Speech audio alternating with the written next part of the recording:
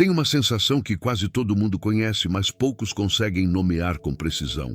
É a sensação de conseguir algo que queria muito e descobrir, dias ou semanas depois, que a satisfação durou menos do que o desejo durou. Que o objeto, a conquista, o status, a compra que parecia que ia mudar algo, não mudou. Ou mudou por um tempo tão curto que mal foi possível perceber antes de o próximo desejo já ter tomado o lugar do anterior. Essa sensação não é fraqueza de caráter, não é ingratidão, é o funcionamento exato de um sistema que foi construído para nunca satisfazer completamente, porque a satisfação completa encerraria o ciclo, e o ciclo é o produto. Os estoicos conheciam esse mecanismo com uma precisão que surpreende, considerando que viviam num mundo sem algoritmos de recomendação, sem publicidade digital, sem a engenharia sofisticada do desejo que o mundo contemporâneo desenvolveu. Conheciam porque observavam o comportamento humano com atenção suficiente para perceber o padrão e porque haviam desenvolvido uma distinção que cortava direto no coração do problema. A distinção entre o que a natureza humana genuinamente precisa e o que o ego fabricado pela cultura aprende a querer, entre necessidade natural e desejo vazio, entre o que satisfaz de verdade e o que promete satisfação, enquanto garante que ela nunca chegue completamente. O fio que atravessa tudo, o fio que conecta cada parte desse roteiro é este. A insatisfação crônica não é um defeito de caráter, nem uma condição inevitável da existência humana. É o resultado previsível de perseguir desejos que, por sua própria natureza, não podem ser satisfeitos, porque não correspondem a nenhuma necessidade real, apenas a ilusão de uma necessidade criada e mantida por forças que têm interesse em que o ciclo continue. Quando se aprende a distinguir o que é genuinamente necessário do que é artificialmente desejado, algo muda na relação com o que se tem e com o que se busca. Não porque se passa a querer menos, mas porque o que se quer passa a corresponder ao que, quando obtido, realmente satisfaz. Esse fio vai percorrer o que os estoicos entendiam por necessidade natural, como Epicuro, que os estoicos frequentemente citavam com respeito, mesmo sendo de escola diferente, havia mapeado os desejos humanos com uma precisão que permanece válida, o que Sêneca e Epicteto faziam de concreto para distinguir os dois tipos, e o que tudo isso significa para as escolhas cotidianas de qualquer pessoa que está cansada de correr atrás de satisfações que não chegam. Se há em sua vida uma sensação persistente de que o que tem não é suficiente, mas que quando obtém o que falta, a sensação não desaparece, esse roteiro foi construído para essa conversa. A máquina do desejo infinito. Para entender o que os estoicos tinham a dizer sobre necessidades e desejos, é preciso primeiro entender o ambiente em que qualquer pessoa contemporânea tenta fazer essa distinção. Porque esse ambiente não é neutro, é ativamente hostil à distinção. A economia contemporânea, no sentido mais amplo, incluindo não apenas o mercado de bens físicos, mas o mercado de atenção, de status, de experiências, de identidade, depende estruturalmente da insatisfação. Uma população satisfeita com o que tem é uma população que para de consumir. E uma população que para de consumir é um problema econômico de escala civilizacional. Portanto, o sistema tem interesse direto em garantir que a satisfação nunca chegue completamente, em criar desejos novos antes que os antigos sejam satisfeitos, em fazer com que o que se tem pareça sempre ligeiramente insuficiente em comparação com o que poderia ser obtido com um pouco mais de esforço, um pouco mais de dinheiro, um pouco mais de status. Isso não é conspiração, é a lógica estrutural de um sistema que funciona exatamente como foi projetado para funcionar. E o ser humano que não possui uma estrutura filosófica para examinar os próprios desejos, para distinguir o que genuinamente precisa do que foi levado a querer, é absolutamente vulnerável a esse sistema, não por ingenuidade, por ausência de uma ferramenta que o sistema tem todo o interesse em que ele nunca desenvolva. Os estoicos desenvolveram essa ferramenta 2000 anos antes que o problema assumisse a escala atual.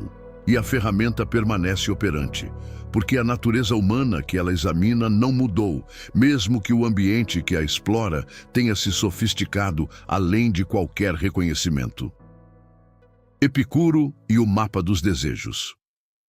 Os estoicos e os epicuristas eram escolas filosóficas rivais em muitos aspectos. Tinham divergências sérias sobre a natureza do prazer, sobre o objetivo da vida boa, sobre o papel das emoções no florescimento humano. Mas em relação à distinção entre necessidades e desejos vazios, os estoicos reconheciam que Epicuro havia feito algo valioso. Havia mapeado o território com uma precisão que merecia ser estudada independentemente das divergências filosóficas mais amplas. O mapa que Epicuro desenvolveu dividia os desejos humanos em 3 categorias. A primeira categoria eram os desejos naturais e necessários. Comida suficiente para saciar a fome, abrigo suficiente para proteger do frio, afeto e conexão genuína com outros seres humanos. Esses desejos eram naturais, porque emergiam de necessidades reais do organismo e da psique, e eram necessários porque sua não satisfação produzia sofrimento real e inevitável. A segunda categoria eram os desejos naturais, mas não necessários. O prazer de uma refeição mais elaborada, em vez de apenas nutritiva. O conforto de um espaço mais agradável, em vez de apenas funcional. A satisfação estética que vai além do necessário. Esses desejos eram naturais, correspondiam a algo genuíno na experiência humana, mas não necessários, porque sua não satisfação não produzia sofrimento real, apenas a ausência de um prazer adicional. A terceira categoria eram os desejos nem naturais nem necessários. O desejo de fama, de poder ilimitado, de riqueza sem limite, de imortalidade. Esses desejos não correspondiam a nenhuma necessidade real. Eram construções culturais, produtos do ego e da comparação social, fantasias de permanência e de superioridade que nenhuma quantidade de satisfação poderia resolver, porque o problema que pretendiam resolver não era real. Os estoicos usavam essa estrutura, com suas próprias modificações e ênfases, para examinar os desejos que governavam as escolhas cotidianas. E o que encontravam, quando o exame era feito com honestidade, era que uma proporção surpreendentemente grande do sofrimento humano vinha da perseguição da terceira categoria, dos desejos que não correspondiam a nenhuma necessidade real. Enquanto as necessidades da primeira categoria frequentemente já estavam satisfeitas sem que isso fosse percebido ou apreciado. Sêneca e a pobreza voluntária, como o diagnóstico Sêneca, tinha uma prática que parecia excêntrica para quem observava de fora e que revela algo profundo sobre como ele entendia a distinção entre necessidades e desejos. Periodicamente, ele escolhia viver por alguns dias com o mínimo absoluto. Comida simples, roupas sem ornamento, ausência dos confortos que sua posição normalmente proporcionava. Não porque acreditasse que a pobreza era intrinsecamente virtuosa. Ele era um dos homens mais ricos de Roma. E nunca fingiu que a riqueza era indiferente no sentido prático, mas porque havia descoberto que o único jeito de saber o que genuinamente precisava era remover deliberadamente o que tinha sido acumulado ao longo do tempo para verificar o que fazia falta de verdade. O resultado desse exercício era sempre o mesmo, e ele o descrevia com uma surpresa renovada, que sugere que cada vez o dado chegava com força.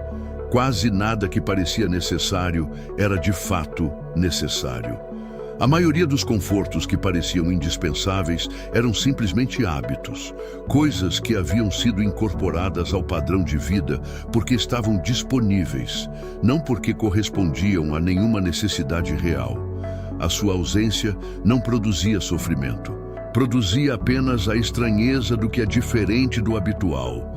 E o que produzia satisfação real, a refeição simples quando havia fome real, o descanso quando havia cansaço real, a conversa genuína quando havia solidão real, era tão mais intenso e mais completo do que a versão elaborada dessas mesmas experiências que ele havia normalizado. Isso é o que os estoicos chamavam de contraste deliberado. A prática de criar periodicamente as condições para perceber o valor do que existe pela comparação com sua ausência. Não por masoquismo, por calibração, para que o que é genuinamente valioso não fique invisível por excesso de familiaridade. O desejo que nunca chega ao destino. Existe uma característica específica dos desejos vazios, os que não correspondem a nenhuma necessidade real, que os estoicos identificavam com precisão e que a psicologia contemporânea confirma extensivamente. São desejos que se movem, não ficam no objeto que inicialmente pareciam querer. Quando o objeto é obtido, o desejo já foi para outro lugar, para o próximo nível, para a versão maior, para o que agora parece que estava faltando, apesar de tudo que acabou de ser obtido. A lógica é circular e autorreforçante. O desejo promete que sua satisfação vai resolver algo. Uma insatisfação difusa, uma sensação de inadequação, uma lacuna que não tem nome preciso, mas que se faz sentir como urgência. O objeto é obtido. A insatisfação não desaparece. Conclusão que o sistema induz. O objeto errado foi escolhido, ou a quantidade foi insuficiente, ou havia algo adjacente que também era necessário. O desejo se move. O ciclo recomeça. Os estoicos chamavam isso de pleonexia. O apetite pelo mais que nunca se satisfaz, porque o mais nunca é suficiente. E identificavam-no como uma das formas mais garantidas de sofrimento que um ser humano podia construir para si mesmo. Porque era um sistema projetado para nunca funcionar, que quanto mais era alimentado, mais crescia, que prometia satisfação enquanto estruturalmente a impedia. Marco Aurélio escrevia sobre isso com uma especificidade que revelava o quanto havia observado o mecanismo em pessoas ao seu redor. Na corte imperial, onde a proximidade do poder supremo tornava o apetite pelo poder ainda mais atormentante para quem tinha muito, mas não tinha o máximo. A pessoa que tem quase tudo, frequentemente, sofre mais com o que falta do que a pessoa que tem pouco, porque a proximidade do mais amplifica a consciência da distância. Isso não é paradoxo. É a lógica exata do desejo vazio em operação. O que genuinamente satisfaz? Se os desejos vazios são aqueles que se movem e nunca chegam ao destino, a pergunta que o estoicismo coloca é a sua oposta natural. O que genuinamente satisfaz? A resposta estoica não é lista de bens materiais permitidos versus proibidos. É uma estrutura de análise que permite a qualquer pessoa fazer a distinção por si mesma, não de acordo com uma regra externa, mas a partir do exame da própria experiência. O critério central é este: a necessidade genuína, quando satisfeita, produz satisfação que não imediatamente exige mais do mesmo para se manter. A fome real satisfeita por comida real produz saciedade, um estado que não está imediatamente pedindo mais comida. O cansaço real, resolvido por descanso real, produz recuperação, que não está imediatamente pedindo mais descanso. O desejo vazio, quando satisfeito, produz o oposto. Uma intensificação da vontade de mais, uma calibração do que é suficiente que se move para cima imediatamente após a satisfação. Essa distinção, que pode soar abstrata, é verificável na própria experiência com uma precisão surpreendente quando se presta atenção. Pense numa refeição simples quando havia fome real e compare com uma refeição elaborada quando não havia fome, mas havia um impulso de consumir por razões que não eram fisiológicas. A qualidade da satisfação é diferente. A duração é diferente. O que fica depois é diferente. Pense numa conversa genuína com alguém que importa, sem agenda, sem performance, sem o olho no telefone. E compare com horas de scroll em conteúdo que não foi procurado por nenhuma necessidade real. A diferença na qualidade do que fica depois não é pequena. É a diferença entre estar alimentado e estar entorpecido. Essa comparação, que qualquer pessoa pode fazer a partir da própria experiência, é o exame que os estoicos propunham. Não a adoção de uma lista de aprovados e reprovados, mas o desenvolvimento da capacidade de perceber a diferença entre o que alimenta genuinamente e o que apenas simula alimentação enquanto mantém o apetite ativo. A questão que vale guardar para o final desse roteiro: na última semana, qual foi o momento em que se sentiu genuinamente satisfeito? Não entretido, não distraído, não temporariamente preenchido, mas satisfeito de verdade. O que estava presente nesse momento? Guarda a resposta enquanto o roteiro termina. Epicteto e a liberdade do pouco. Epicteto vivia com menos do que qualquer outro filósofo estoico de quem há registro detalhado. Não por imposição. Depois de liberto, poderia ter acumulado mais. Por escolha examinada. E o que escrevia sobre essa escolha não era o discurso do asceta que rejeita o mundo para demonstrar superioridade espiritual. Era a descrição de algo muito mais prático, a relação entre o que se possui e a liberdade de atenção disponível para o que importa. Cada objeto que se possui, argumentava ele, ocupa não apenas espaço físico, mas espaço mental. Precisa ser protegido, mantido, monitorado, eventualmente substituído. O homem com uma jarra de barro não precisa se preocupar com a jarra. O homem com uma jarra de ouro passa parte de cada dia pensando sobre a jarra. Onde está? Quem pode vê-la? O que aconteceria se fosse roubada? O patrimônio não é apenas o que se tem, é o que tem você. O que ocupa sua atenção, sua energia, sua preocupação. E a pessoa que aprendeu a distinguir o que genuinamente precisa do que foi levado a acumular, tem acesso a uma liberdade de atenção que pessoas com muito mais posses materiais frequentemente não têm. Essa liberdade não é invisível. É sentida na qualidade da presença disponível para as relações que importam, para o trabalho que tem significado, para os momentos que constituem a vida real, em vez da vida que está sendo administrada. Epicteto não propunha que todos vivessem com uma jarra de barro. Propunha que cada pessoa examinasse com honestidade a relação entre o que possui e a liberdade de atenção disponível, e fizesse escolhas informadas por esse exame, em vez de pelo que o ambiente sugeria que deveria ser obtido. A distinção que muda a relação com o que se tem.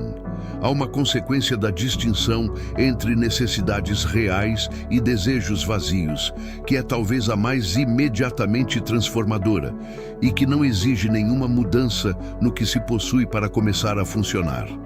A distinção muda a relação com o que já existe.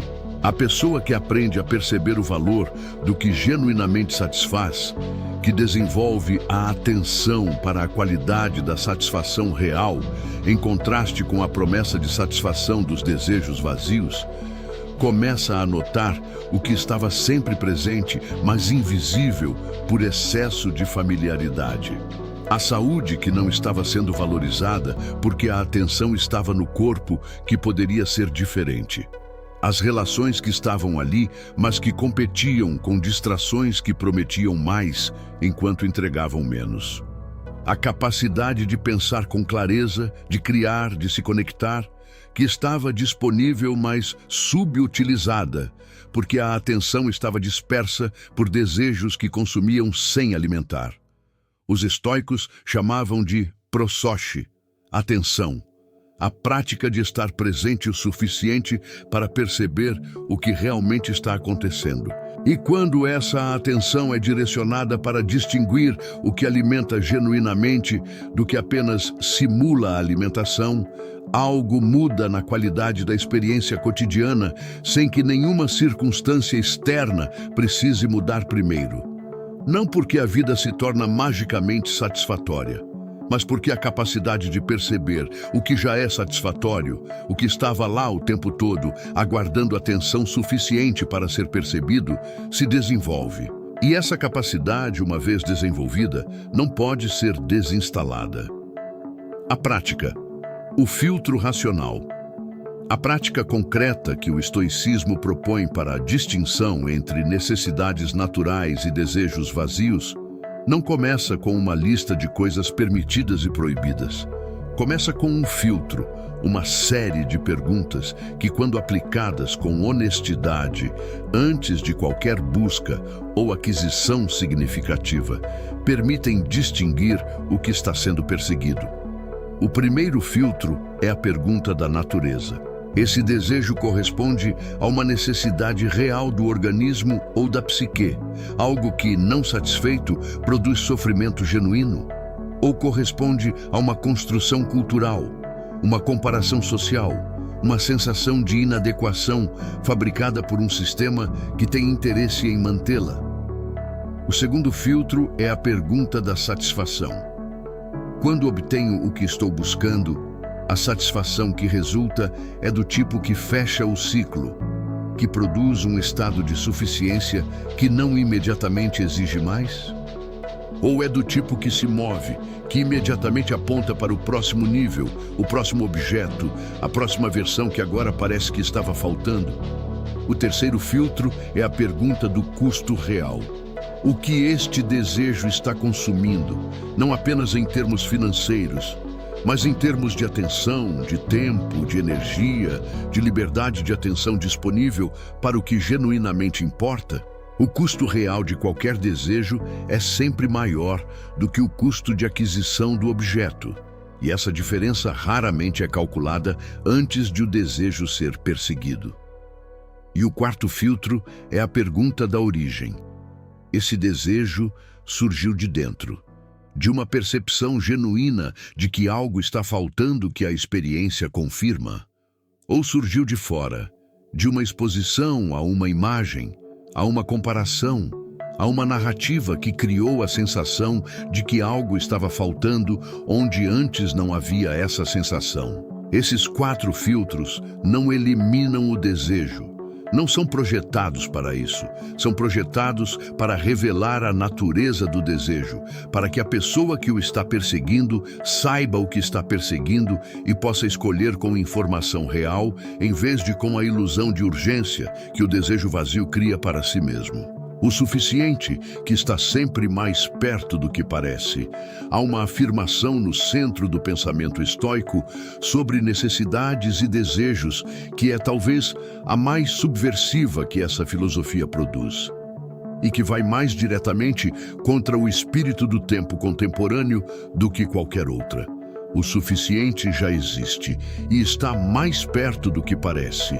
Não no sentido de que não há nada a construir, nada a melhorar, nenhum crescimento a buscar, mas no sentido de que as necessidades genuínas, as que correspondem ao que a natureza humana realmente precisa para florescer, já estão satisfeitas para a maioria das pessoas que têm acesso a esse tipo de conteúdo filosófico. Comida suficiente, abrigo suficiente, segurança física básica, alguma forma de conexão genuína com outros seres humanos, capacidade de pensar, de criar, de contribuir. Quando essas necessidades estão satisfeitas, e para muitas pessoas estão, mesmo que o sistema de comparação social produza a sensação persistente de que não estão, o que resta da insatisfação não é necessidade real. É o funcionamento dos desejos vazios em direção a objetos que prometem resolver uma inadequação que não é real. Sêneca escrevia sobre isso com uma precisão que ainda corta. A pessoa que não sabe que já tem o suficiente não vai encontrar o suficiente em nenhum lugar, porque o problema não está no que tem, mas na capacidade de perceber o que tem. Essa capacidade de perceber o que já é suficiente, de sentir o valor do que está presente, em vez de apenas o peso do que está ausente, não é passividade. Não é resignação. É o fundamento mais sólido possível para qualquer busca genuína, porque é a busca que parte de um lugar de suficiência, não de escassez fabricada, que tem chance de encontrar o que realmente estava procurando. A pergunta que ficou guardada no começo, o momento da última semana em que a satisfação foi genuína, é a pista. O que estava presente nesse momento provavelmente era simples. Provavelmente já estava disponível muito antes de ser percebido com essa clareza. E provavelmente vai estar disponível amanhã também, se a atenção estiver no lugar certo para percebê-lo. Qual dos 4 filtros, natureza, satisfação, custo real ou origem, você acha que usaria com menos frequência nas suas próprias escolhas? Responde nos comentários. Não precisa ser elaborado. Uma palavra já diz muito, e às vezes a palavra que você escreve para outro é a que você precisava ouvir primeiro.